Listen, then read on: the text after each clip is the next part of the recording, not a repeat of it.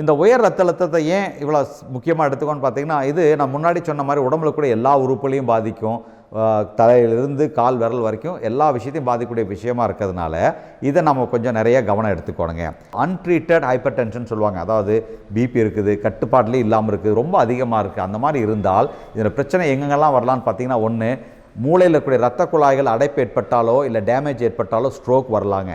அடுத்தது சிறு சிறு இரத்த குழாய்கள் பாதிப்பு ஏற்படும் பொழுது இந்த வாஸ்குலார் ரிலேட்டட் டிமென்ஷியான்னு சொல்லுவாங்க, ஞாபக மறதி குறைபாடு வர வாய்ப்பு இருக்குங்க. கண்ணுடைய விழி ரெட்டினான்னு சொல்லுவோம், அதில் ஹைப்பர்டென்சிவ் ரெட்டினோபதின்னு சொல்லுவாங்க. அதில் இருக்கக்கூடிய சின்ன சின்ன ரத்த குழாய்களில் மாற்றம் ஏற்பட்டு கண் பார்வையில் மாற்றம் வரும், அது வர காரணமாக இருக்குங்க. இருதயத்தில் பாதிப்பு ஏற்படும். குறிப்பாக பார்த்தீங்கன்னா இந்த மாரடைப்பு நோய்க்கு மிக முக்கியமான காரணம் பார்த்தீங்கன்னா இந்த ஹை பிபி.